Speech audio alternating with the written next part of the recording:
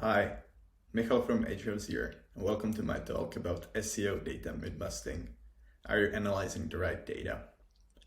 I could have gone for many angles in here, but given that we only have 20 minutes for this presentation, I try to reflect on something that I see as the biggest problem that we're facing in the industry, and that's the paradox of choice, endorsed by some big authorities and companies in the industry, as you can see in here, basically telling you that you should track and measure whatever you can. Of course, probably everyone thinks like 49 SEO KPIs or even 49 metrics, let alone KPIs, like you can't really keep a good track of that. But the anonymized tweet on the right, the list, it looks a bit more sound, right? Yeah, so I decided to actually go through that list, to the list of those metrics, and tell you which of those metrics are actually worth as your SEO KPIs and which you should rather avoid and which you can use but should use with caution. So the main point of this presentation is kind of make you think more critically about the data to prove that less is more, and that we all should focus on metrics that actually make sense. But who am I to even talk about this? I'm a content marketer and SEO at Ahrefs, an all-in-one SEO toolset if you haven't heard about us yet. And a big part of my job is writing on the Ahrefs blog about all sorts of marketing and SEO stuff, which also encompasses debunking marketing myths, because I encounter a lot of them as I obviously consume a lot of marketing and SEO content on the internet. I've been in SEO and marketing for about 6 years, and my roles have differed from an SEO specialist, marketing generalist, marketing manager to CMO. So I have quite a bit of diverse experience. As the manager and CMO in my previous roles, I used to interview and train marketers, so I know what kind of problems people in marketing usually have with data and analysis and thinking about all of this. My weird SEO flex is that I once managed to buy a great link from a personal project of a person working for Google, and it really moved the needle, so that's kind of funny. Yeah, so let's get into the serious stuff. A list of metrics that are not SEO KPIs under any circumstances. I was kind of merciless in here, as you can see. I've marked 5 out of those 12 SEO KPIs in the bottom, and I'll just quickly go through them and try to make a point why they're not worth your time considering as a KPI. So organic CDR, in aggregation, this data in Google Search Console, it doesn't tell you anything. And the point is that you can't directly tie CTR to any of your SEO marketing or business results. It's just not there. You can tie higher CTR to better keyword rankings or better optimized title tags or meta descriptions, but that's it. It doesn't make it a KPI. Bounce rate. It's an inherently skewed metric as a first point, and more importantly, it just doesn't tell you anything about the value you get from the sessions, from the people going to those websites. I've experienced pages with really high bounce rates, but they converted really well. So yeah, you can try decreasing the bounce rate, but that doesn't mean that pages with high bounce rate do not bring you money. You can tie this metric to any money.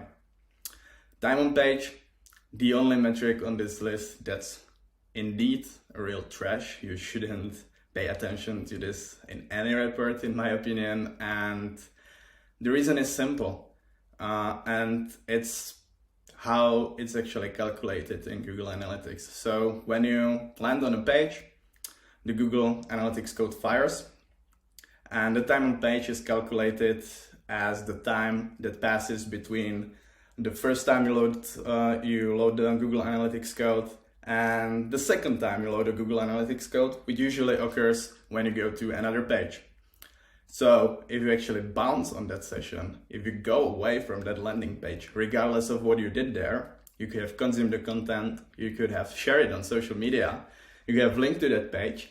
If you bounced, the time on page is 0 seconds. So it's really bad. It doesn't tell you anything. Coverage issues. I mean, sure, you need a technically sound website to succeed in SEO, but coverage issues can't be really quantified, can it? Like, you can't really make a good KPI out of it for this reason, because there are cases when 404s are actually desirable. There are cases where you want to know index content, and I can think of all other status code and stuff related to coverage issues that we can all say SEO favorite, it depends. So you can quantify this.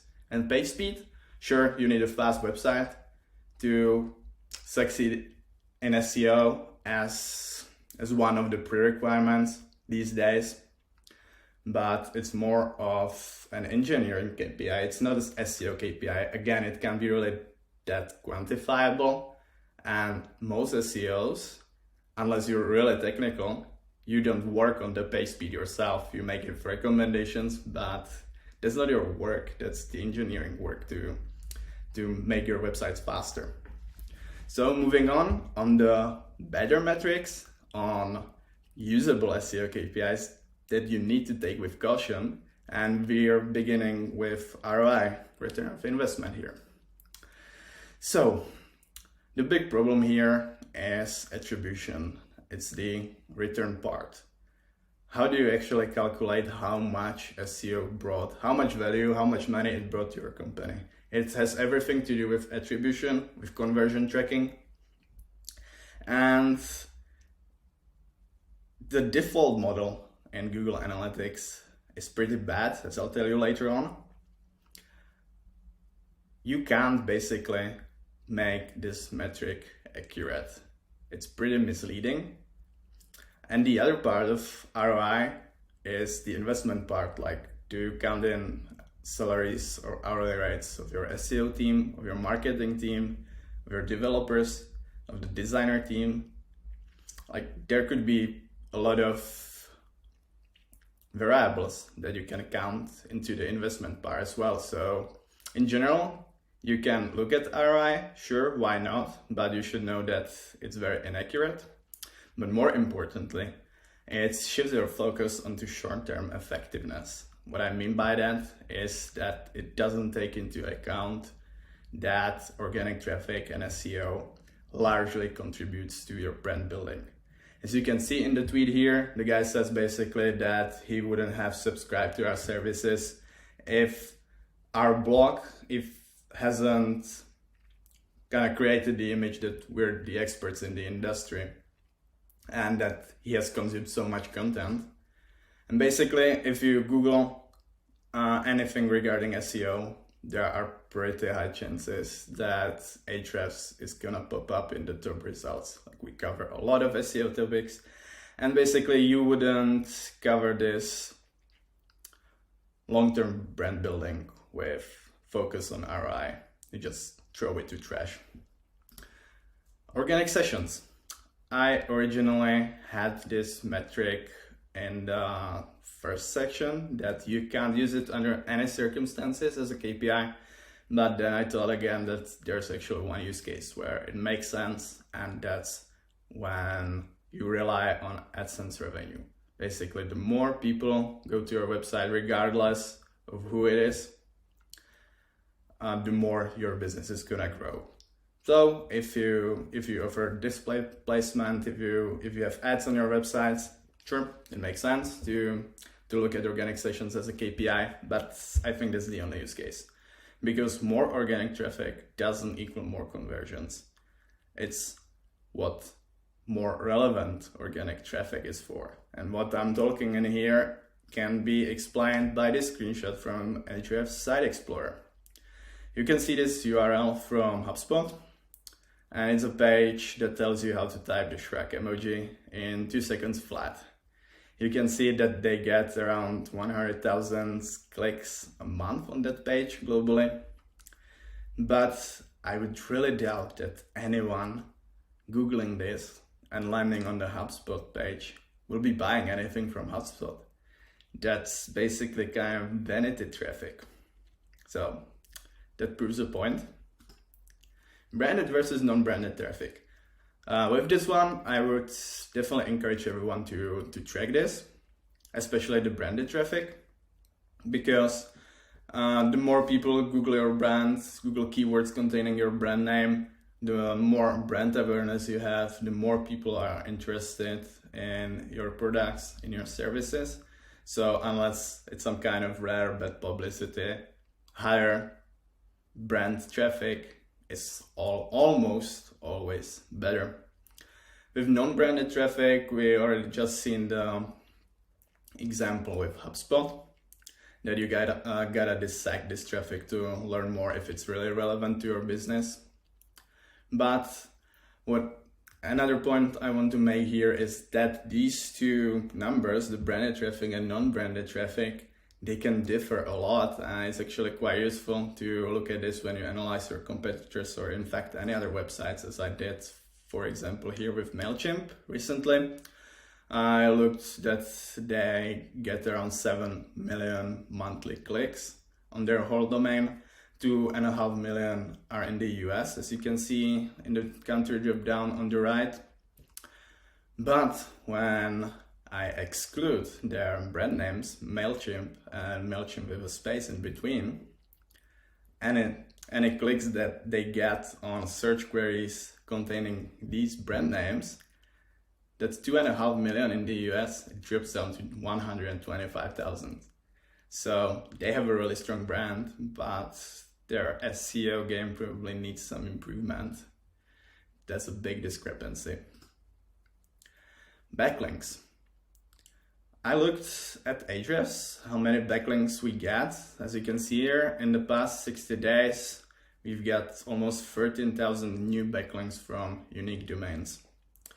Well, that's quite a specific number, but not all backlinks are created equal. In fact, it's quite difficult to filter and segment your backlinks to get to the good ones, to the great ones, to those that you want to track as a KPI. I've kind of written down some points that I think makes a great backlink, and it's possible to filter your backlinks like this. You can use these filters and get a number how many of these backlinks you're getting over time. But I don't think that's the right thing to do, actually.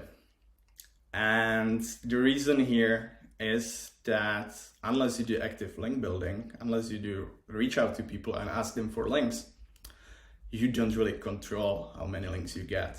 Sure, you can write link-bait content, valuable content, have a great, interesting product that other websites link to, but you don't directly control that.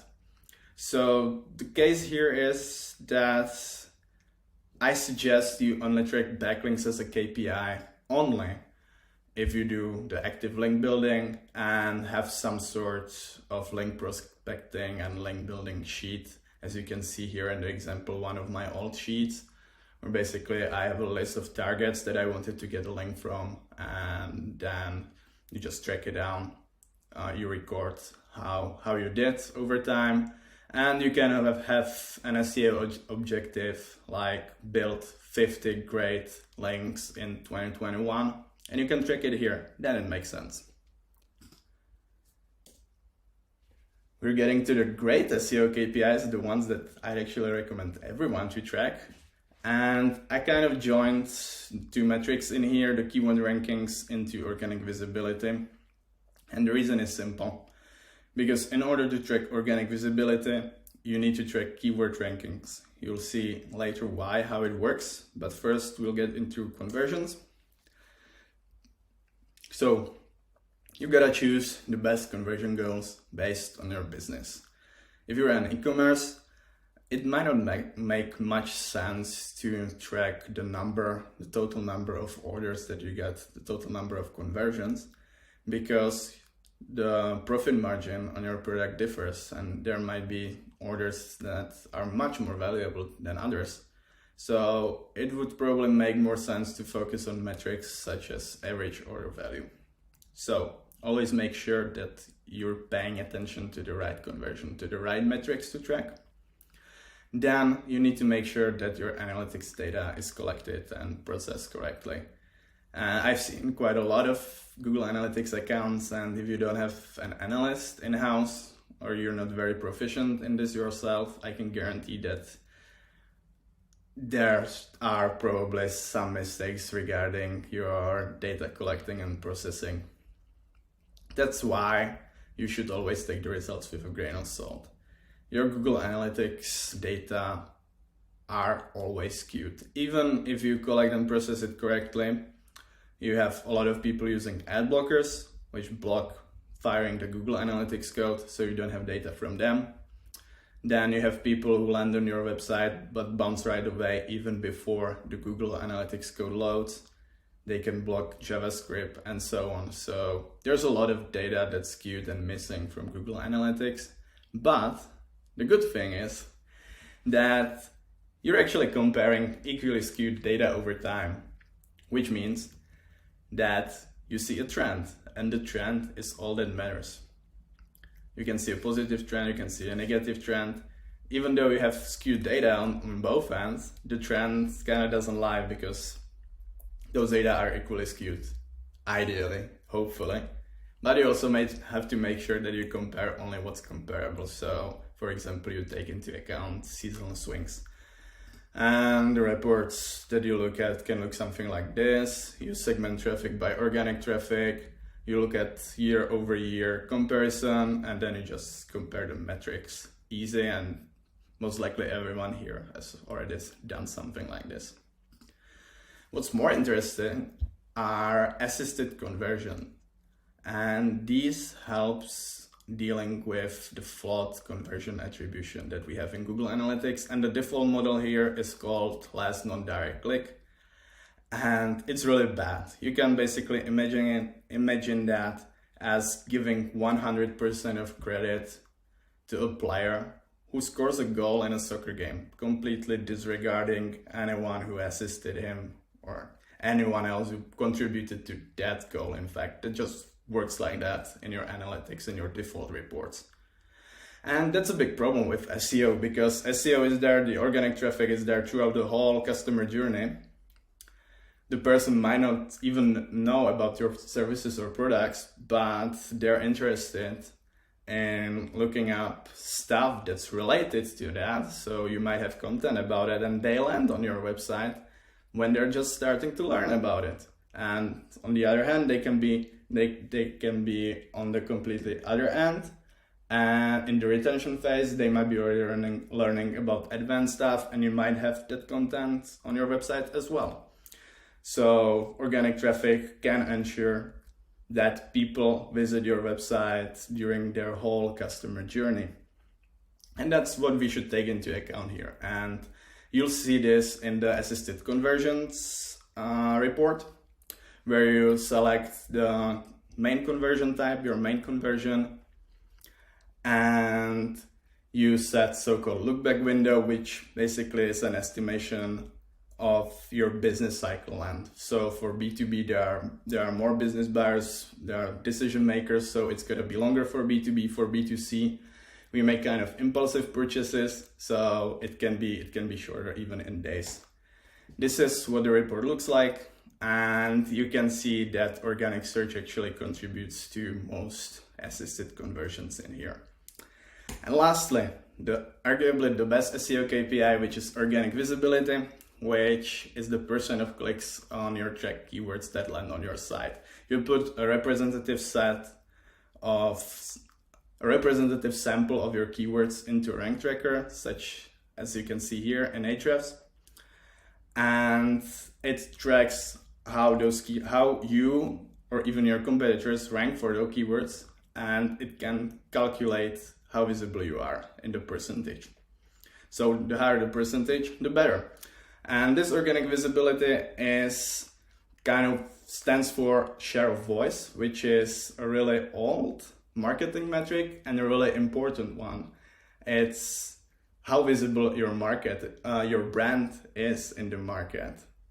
And the reason why I'm mentioning this And why I think this is so important is that because there's a very strong relationship between share of voice and market share. So if your share of voice is higher than your market share, the market share will follow in that direction. You create excess share of voice, the market share will follow. And it's actually a proven concept from the 1990s. It's one of the facts in marketing, and it's really great. So the takeaways: have a well-defined marketing and SEO objectives. Less is more. Strategy is deciding what not to do. What you measure and analyze should have a clear purpose.